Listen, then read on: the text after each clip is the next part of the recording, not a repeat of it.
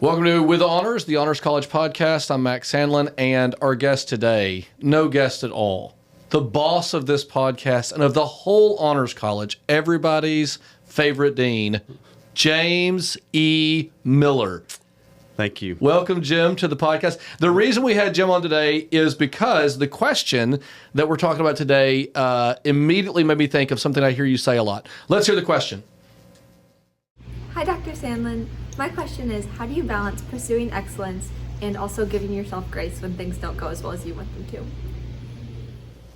Jim, you can see why as soon as I heard this question, it's like, we got to have Jim for this, because one of the things I hear you say all the time on text when we're talking about like hearting or your own personal life or even like playing ball or something, you say, I just love excellence. I like when things are done right. I don't like when we do things halfway or, it just drives you crazy. You love excellence. You pursue it in so many aspects of your life. Everyone admires you. But like, also, I don't think of you as someone who's harsh and demanding of other people. You're pretty gracious and easy to get along with. So I have no idea how to answer this question, but I know that you surely do. Well, like all things, right? Sometimes our greatest gifts are also our greatest weaknesses. In fact, that's almost always the case. And so this topic actually brings that up in my head. It reminds me that for me personally, right, like some of the strengths that I have in these areas, and that was very kind of you, are also my greatest weaknesses. Also, let me just say real quick, long-time listener, first-time guest. All right. Have really enjoyed the podcast.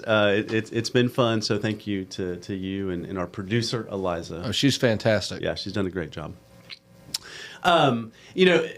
Having watched a lot of these podcasts, I kind of laughed about this question when I was thinking about it, because I think so often what we do, and I'm going to do it here again, is I'm going to reframe that question a little bit. It's a great question, right? It's a great question because it really speaks to something that I think especially honor students, but any high achieving person struggles with. This tension, right, of pursuing excellence, but also recognizing that it's unattainable, and so how do I, or at least perfection is unattainable, and so how do I give grace for myself? The question, if we look just at the wording of it, right, is it presents this duality, right? As if these are opposite things. Yeah, like I'm either going to be excellent or I'm going to have grace for myself, and of course, we recognize that it has to be, we have to do both, right? That we want to pursue being really good at things while also recognizing that perfection is unattainable and that mistakes will be made. And graciousness is really a form of excellence too. Imagine Absolutely. if you are very good at stuff but a total jerk. Man, you're not really excellent. Yeah. Well, and I think about, so I have students in Honors 2000. I haven't every semester, so a couple semesters if they're listening, if they didn't read this book, then I apologize. But we've used it several times, but the book is Adam Grant's Hidden Potential book. And it actually speaks to some of these ideas in there. For example, like one of the things he talks about is achieving greater things and pursuing excellence and achieving excellence is not about reaching some sort of perfection or hitting some kind of plateau, where we've arrived. But that really achieving greater things is about developing character. It's about a process. It's about working within systems. It's about continually improving, but with that comes a lot of failure, right? Yeah. And so if we're going to pursue excellence, then we have to embrace the idea that failure is an important part of it. And we have to be okay with that. We have to not tie our identity to our failures or our successes. And we keep moving forward in this process. And as we do, over time, we achieve greater things. Roger Federer has this wonderful graduation speech that I've listened to a number of times. Roger Federer, one of the greatest tennis players ever. Does Heath Carpenter know about Roger Federer? Heath Carpenter probably has a like poster of Roger Federer on the ceiling of his dorm room right now. He adores him. But honestly, Federer, of all the like, if you're going to have a sports hero, he's a pretty good one to have. And in this speech, he's talking about being, at the time, the most successful tennis player who'd ever lived. And he says, the best tennis player in the world wins something like 54% of the shots. Yeah. I forget what the exact number is. You go back and watch it. But the point is, you fail all the time. And he says the trick to being successful is pouring everything you have into this point, this thing right in front of me, demanding and striving for perfection is the best I can do right here. And then failing, and then setting that aside and doing the exact same thing again on the next point, putting everything you have into it. These two sides of this question feel important. Let's kind of just talk about the two sides of it. So when you say all the time, Jim, I love excellence. I was going back and reading text this morning, and I just searched for the word excellence, and I have 4 different texts from you over the last several months in which you say something like that. And what I thought was, I actually love that. Not just that you want excellence, but like that you admire it. So the Olympics are on right now. Yeah.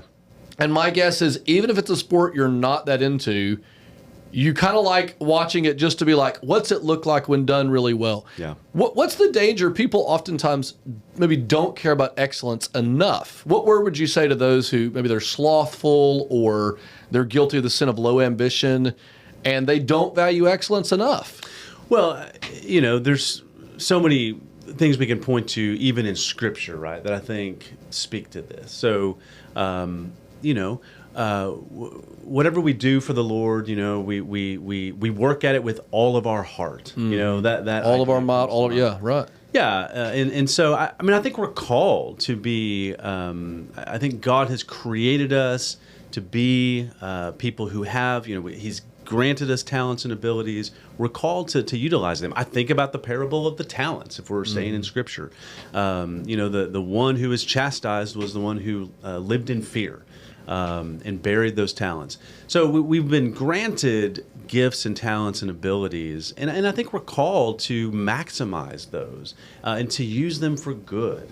And to put them into practice that makes a difference, not only in our lives, but in the lives of others. And so I think that's one of the reasons why I appreciate excellence. I appreciate the hard work that goes into it. I appreciate the heart that people have to say, I have a talent, or I'm pursuing a talent, and I want to be really good at it. And so you mentioned the Olympians. I was watching figure skating, as we do, the last couple nights, and I think about the few moments that we see on TV. When they get the 8.0 or the 8.9 or whatever the scores are, and everyone applauds. You think about everything that took place before that, right? The years and years and years of preparation and failure for that, that one moment, which still wasn't perfect, right? Yeah, nobody gets a 10. Right. But I have a deep appreciation for that, and I think it's part of who we are as human beings, made in the image of God, granted talents and abilities to pursue them to the best of our ability and to maximize those. Yeah, I think about the problem of sloth. Especially, I think honor students are really a great audience for this question, because if you have talent, like if you're, in an academic setting, let's say you've just been gifted by God, your brain just works faster or more efficiently or at a higher level than the average bear. One of the things that can happen then is things come easily for you.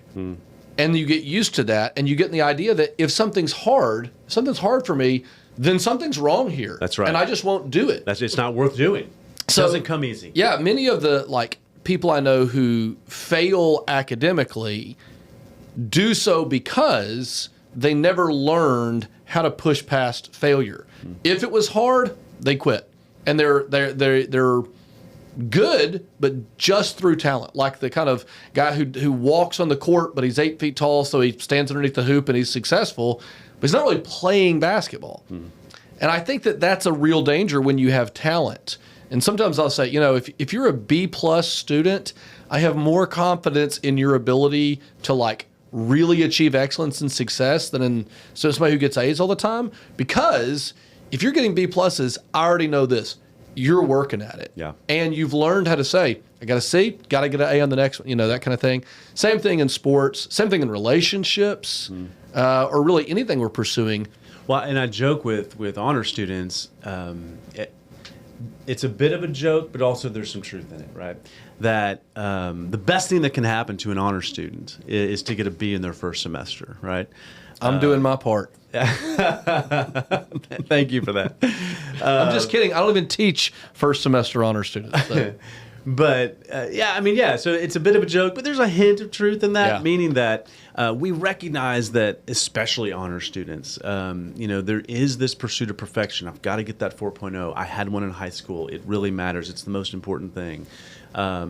Where if we can get past that, early on and say, you know what? I'm not going to be perfect, but I'm here to learn, And I think actually that is a part of pursuing excellence. We are never going to, like I said, plateau or achieve something that, we're never going to reach the pinnacle of excellence. And so if we view it as a pursuit of learning, I think that's a better way to view it. I'm learning through my failures, and I continue to stay in this process, and I'm getting better and I'm getting better. There's a philosopher like Alistair McIntyre who talks about internal goods and external goods. If the Olympian, like one of the things that's beautiful about the Olympics is it's amateur historically. That is, I'm not getting paid to figure skate. I do it because I love it. I do it because I want to do the skating well. And the minute you start doing it for some external good, like money or fame, it'll poison your performance. And the same thing's true with school. The minute your goal is to get an A as opposed to master the material, you miss something. And the same thing is true with relationships. I'm going to be the best boyfriend that everybody admires. That's poison to a relationship, or the best parent or the best child, whatever it is. Like pursuing the good of the thing itself. But the other thing I find in honor students, and I know you find this all the time too, there are plenty who don't pursue excellence enough. They're kind of, they're talented, but there's a laziness, and they need to be called to excellence, like you were saying, Scripture called them to. But the other side of these people who say, I can forgive other people, I can be patient with other folks, I'm a helper, but I listen to how people talk to themselves. And they'll say, I'm so stupid, or they'll say, what an idiot. And I think, you never, like these sweet kids, I think, you never talk to anybody else that way. Yeah. And it's just this poison almost, because they can't, as she was saying, accept grace. You're somebody with high standards for yourself, but you do make mistakes occasionally, right? Can you name some? Not on a podcast, I can't. What practical things have you done in your life, or things that God's given in your life, or relations where you say, hey, this has been helpful for learning to be gracious and patient with my own failings? Well, that is, that's a big, I have a lifetime history of navigating really this question. And I think we all do to some extent, but I mentioned this word a minute ago, and I think it's key, and that is identity, right? What you spoke to, the way that we talk to ourselves, we are always our worst critics, and typically when it comes to the pursuit of excellence and failure, so many of us are the voice that we speak to ourselves is a critic rather than a coach, right? And certainly that's been the case in my life. There's deep shame that we feel, that we can feel when we fail, if our pursuit of excellence, our abilities, and our failures are connected to who we believe ourselves to be, right? And so if our identity is wrapped up in what we achieve, in our success and in our failures, then when we do fail, the message we send to ourselves are those, right? Yeah. I'm stupid. I can't do this. I'm not good enough to be able to do whatever this is. And those messages are obviously very destructive. And so, understanding that our identity is not in successes and failures, but our identity comes in our grit, right? To continue on, to stay in the process. I think about AA. They have so many cliches in AA, and I love that because there's truth in cliches. They've become that because they worked. Yeah, that's right. So one of the cliches that they have in AA that I've heard people talk about is this idea of the boat metaphor, right? So in recovery, you hop into this boat, you're on the shore, and you begin this journey, right? Well, it's not a perfect journey. It's a process that people in recovery are on, and so they're sailing out to sea on this journey of recovery, and sometimes there's mistakes that are made, and what happens in those cases is that people, the metaphor would say, fall out of the boat, right? What doesn't happen is they don't return to shore, right? All the progress that had been made has still been made. It's good. They just have to get back in the boat, right? And I think that's a great metaphor for all of us as we pursue excellence, as we pursue goodness, as we pursue righteousness.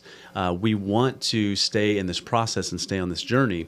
We're going to fail, but that doesn't change all the progress we've made, and our identity is not in the failure. We just get back in the boat and we continue the journey. That's great. And I love the community aspect. AA, you're doing it together. We find people in our lives who speak this to us as well. Sometimes I say, I ought not trust myself as much as I ought to trust wise people that I respect and love around me. And that goes for both my successes and my failures. And glad to have a wise person like you on the podcast with us, Jim, and glad to have you guys listening, and hope you'll tune in next time.